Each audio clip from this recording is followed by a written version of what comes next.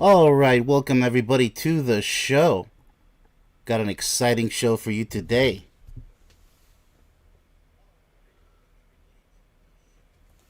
That's right. I figured, well, we're quite on a roll, aren't we? Episode 3 of movies about love that most likely you didn't even know were about love. And that's the whole point of this series. As I mentioned before, but those of you who are newcomers, I'll mention it again. These are movies that, despite the violence, the gallons of bloodshed,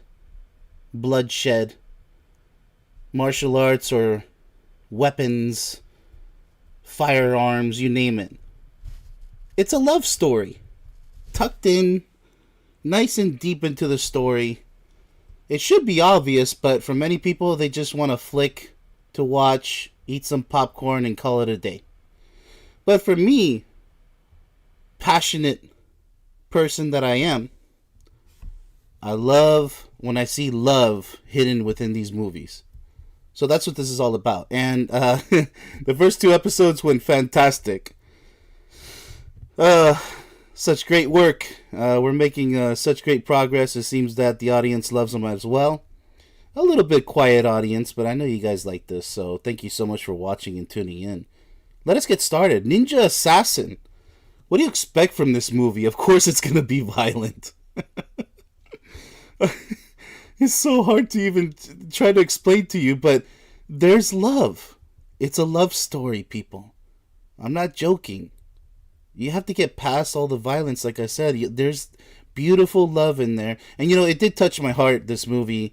I watched it so many times when I deployed to Afghanistan. As I said before, my little iPod that I had at the time, I would just have maybe a few movies on there that I can squeeze on that iPod. So this was one of them.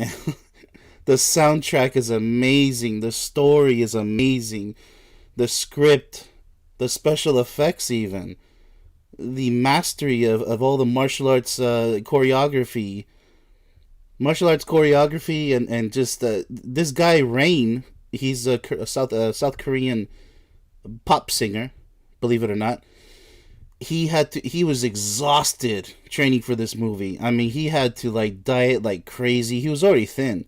I mean, diet to gain muscle, training 6 hours a day for I don't know how many months. You guys gotta appreciate what goes into these movies, man. It's just a whole staff and cast of synchronicity. It's a whole orchestra, if you will. So let's dive right into it. What does this have to do with love, right? That's the main point of this series. So let's dive right into it, shall we? Without further ado. Little preview right there of the torture that the main protagonist, Rain, otherwise known as Riso. Riso is Japanese for the word rain. Maybe, I strongly suspect that he got the name Rain because he cried a lot when... Let's go ahead and explain it. Right here. This is the bad guy. His name is Ozunu, and he's the leader of... I don't think he's a leader of all 9 clans. The secret society. These ninja assassins are part of clans. But he has a lot of interesting sayings in the movie, like he says, weakness compels strength, betrayal begets blood, and also most children are disappointments, not worth the effort to raise. He brings a lot of interesting points in this whole movie. Okay, so he's a bad guy. Let me get him out of the way really quick. Pretty much, he started as what is it? The ninja movies of the past. I don't know, the 80s or something, 70s, but he was always this ninja guru in all the ninja movies. But just to get that out of the way, is he abducts children, he kidnaps children, and I think they kill their parents and claim that, oh, we saved you from a house fire or whatever. Or we saved you from other people who kidnapped you. They make up this fake story anyway, so it's an orphanage, a fake orphanage, if you will. A secret society that kidnaps little kids to raise them as ninja assassins. That's it. So this is Ozunu, the bad guy. So I believe that Raizo, translates to the word rain, as in the rain from the sky, because maybe he cried a lot when they kidnapped him. That's my guess. Because he's a little kid. Why else would you call him Rain? Or maybe it was a raining day, but it's interesting because everybody else has, like Takeshi or Kiriko. They have just normal names. I've heard Takeshi, it's kind of normal for a Japanese name, but let's go ahead and proceed. I just want to get the main bad guy out of the way. I don't usually do that, but it's important for this movie, the context. So, he's trained to be an assassin since he's a little kid here. And there he is beating down his first opponent. And they even say they feed the kids, rice and whatever, but they say if you eat tonight, you have to work twice as hard tomorrow. So Riso here decides to fast and not eat anything. So he doesn't have to work twice as hard. So I don't know if that's a strategy. And they also teach you how to heal yourself. It's a very interesting movie. It's a very, also the Wachowski brothers made this. I don't think they were sisters yet. But it's so well written. It's so well executed and directed. Marvelous, marvelous. This is a movie you can watch on repeat. It's just beautiful. So Riso is his name, which I already have covered. His name, meaning rain. So he's taken as a child, his parents murdered, sent to an illegal ninja clan orphanage, one of 9 clans. And they have laws, by the way. How do they have laws? Is there a judicial council? Probably. I don't know if they have amendments to their law. Let's not get into the politics of the movie, okay, people?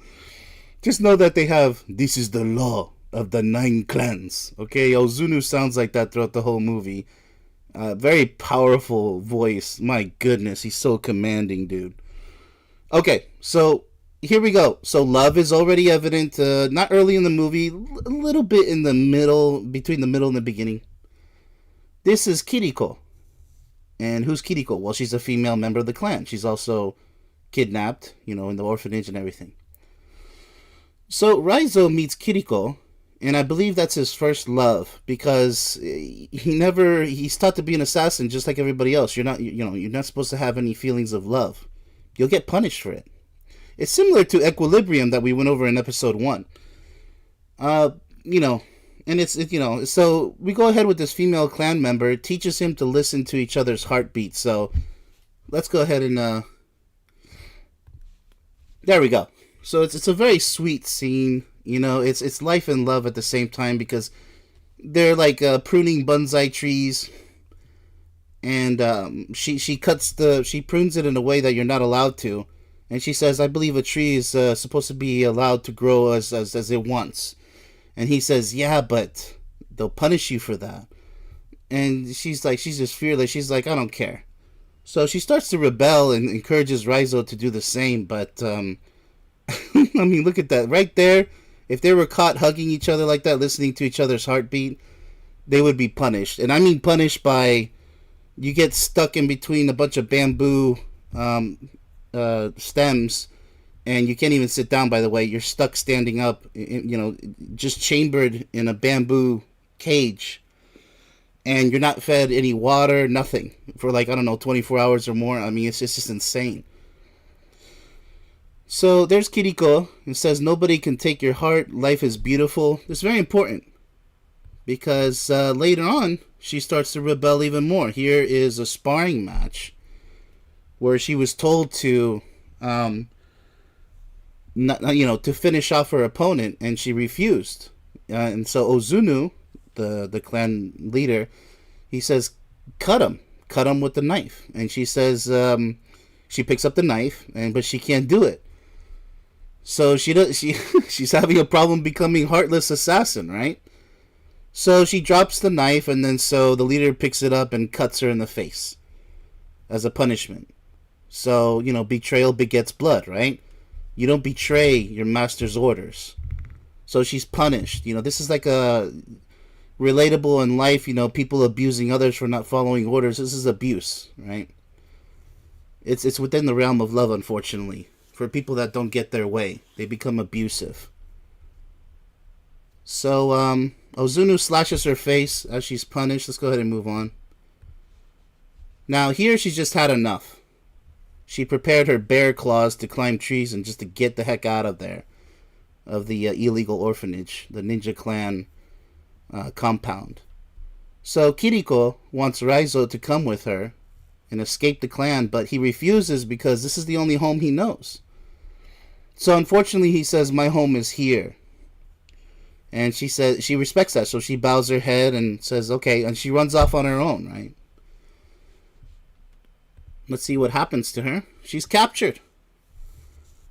And lo and behold, who she's captured by, Takeshi. Takeshi is this guy right here. He pretty much, these aren't really spoilers, by the way, because this has everything to do with the movie, so trust me, the spoilers are all the action scenes and, what happens there and who kills whatever, but this is kind of like if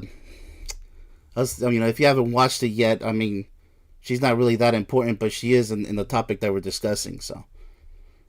So he stabs her through the heart while looking at Riso because he knows that Riso, there's something suspicious going on between these two. Only he knows, though, Takeshi, this guy right here. So he's a wannabe master, student, he wants to be in charge one day. He wants to be the number one. Riso is the best student who shows the most promise, so he doesn't like that. Riso's learning so fast that, he was there first, so he's like the older brother to Riso, Takeshi. Anyway, so he slashes Kiriko straight through the heart with great pleasure. He even smirks while he does it because he knows that he's hurting Riso's heart at the same time because he has feelings for Kiriko. So this is love right here, people. Love and suffering right in front of your face. And there he is as more grown up. As they grow up, a little bit later. So he wants to be, second in command. He wants to beat Riso. They're rivals. So I already explained that. So there's the whole ninjas behind him. He's a leader, obviously. Let's go ahead and move on. Alright, so Riso is sent on his first mission to assassinate this one big guy in a bathroom scene, and he does it. And he's all freaked out. So he goes on the top of the building where the extraction zone is. And Ozunu, the leader right here, clan leader, hands him over a katana and says, hey, Takeshi caught another traitor trying to leave the compound. And it's another female, by the way. And I want you to assassinate her, to prove your allegiance to the Ozunu clan. This is the final step as an assassin. All you have to do is execute this traitor, right? That's it. But Riso just had enough. Like, he's like, this is not what I want to live for. This is not what I want. Imagine an orphan having a natural human heart in the end and saying, well, everybody else chooses to be an assassin. Just a bunch of mindless drones, but he chooses love and life over assassinating and killing, right? So it's always good to know that there's always going to be someone out there, even though it's not the majority, that's going to say, no, this is not right, and this is the right thing to do. Unfortunately, these days, there's not many people out there like that. I would rebel, and I would say this is wrong. I don't care how insignificant something may appear to most people. You need to fix that stuff, because it's honor and respect over numbers and money.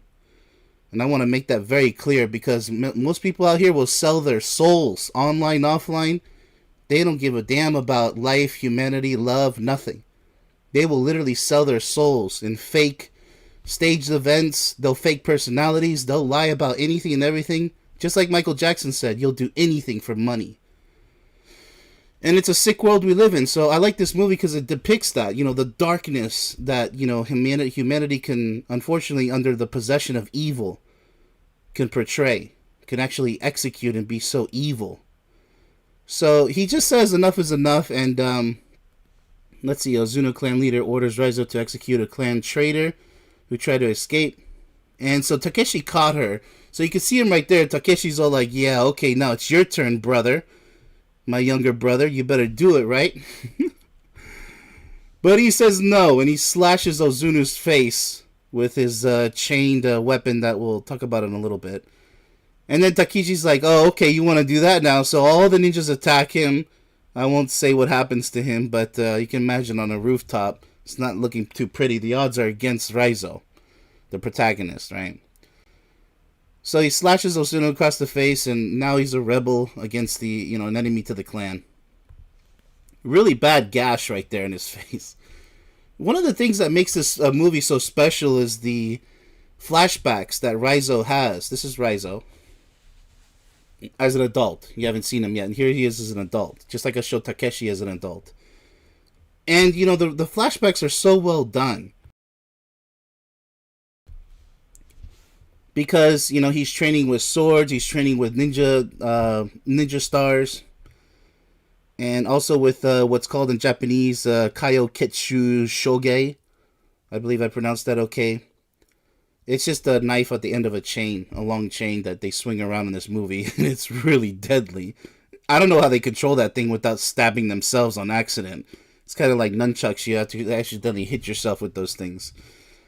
Anyway, so Riso has multiple flashbacks, and it makes this movie very, very special, very interesting. The music is just so on par, so on point. And they're telling us an awesome story of the orphanage and struggles with these flashbacks and all these powerful sayings and how they just manipulated their minds and brainwashed them to become, mindless assassins. But they give hints on how Riso is a rebel. He was going to say no. So here's a Riso training scene with his swords, ninja stars, and his chain-like knife that I call it. What is it called again? A Kaioketsu Shogai. And, like I said, he had to prepare for this movie. He's just a pop star dancer. And he said he hated every moment because it was so grueling, the training, just to become, full martial artist instead of just dancing and martial arts on the side. So he had to learn how to use the weapons as well. Very perfectly done, I'd say. Okay, so now we're moving on to... Look, Kiriko's dead. That was his first love, right? Kiriko. I believe that was his first love because he never felt love before. But she's dead. Now in comes Mika. And Mika is a member of Interpol, International Police, for those who don't know, in Europe. Okay?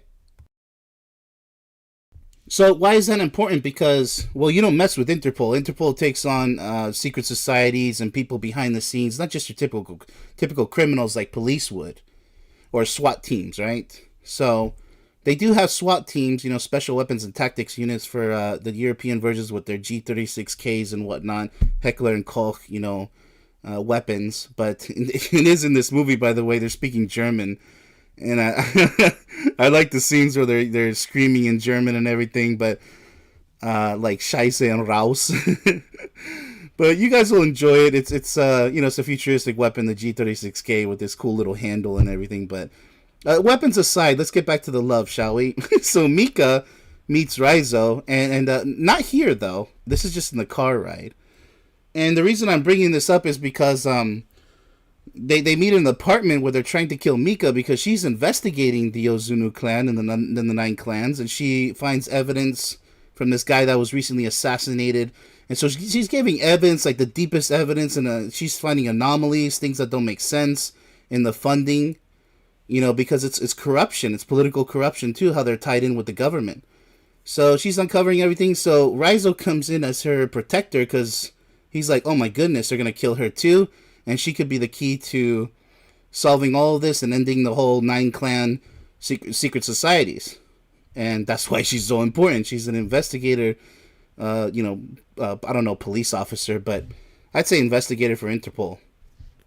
But she's marked by the government to be watched over and controlled. And so there's corruption there in the movie. But anyways, let's get back to the love. So he starts to... not really have feelings for her, but gets used to protecting her at every turn, we'll say. So let's see here. They're establishing trust by escaping ninjas by car. There's a chase scene as they get to know each other. Let's go ahead and go on. Alright, so they get betrayed. It's not really a spoiler. They get betrayed by Interpol because there's corruption in Interpol. And so they lock him up here and use him as bait to attract all the other ninjas. But, I mean, she's trying to warn them, look, Riso's saying that if you don't release him, you guys will have no chance against all these ninjas. Even with Riso's help, you guys are all gonna die, right? And that's what he says in this scene. They're gonna kill us all because he knows that they're sending the entire clan, probably even more than that, to just kill everybody who's against the ninja clans. But it's interesting because this love story between Mika and Riso, here she is, just like it's similar to the Matrix, she's saving him, last minute undoing all the chains that... And, let's see here. Let's move on. And so, she gets used to following him around as they have to separate from the whole Interpol people because, there's corruption and they have to just do this on their own with the ones who are not corrupt, by the way. So it's an adventure. Just like any other love story in Hollywood. Normally. So Mika starts to worry about Riso's life as the odds get tougher and tougher, because Riso sustains a lot of damage. I mean, he's getting cut and bruised and just... he's getting attacked by all these ninjas. He's getting attacked by all these ninjas left and right, and so she starts to have feelings for him because, he saved her, and then so she saved him, And let's see the next one. Here, Riso protecting Mika at every turn. So Mika's always running away while Riso stops and fights the ninjas. It kind of gets used to that. But there's an important scene where, at the end right here, at the end of this scene, Riso's running away from all these ninjas, just doing flips and everything, and just jumping through hoops and avoiding all these ninja stars left and right.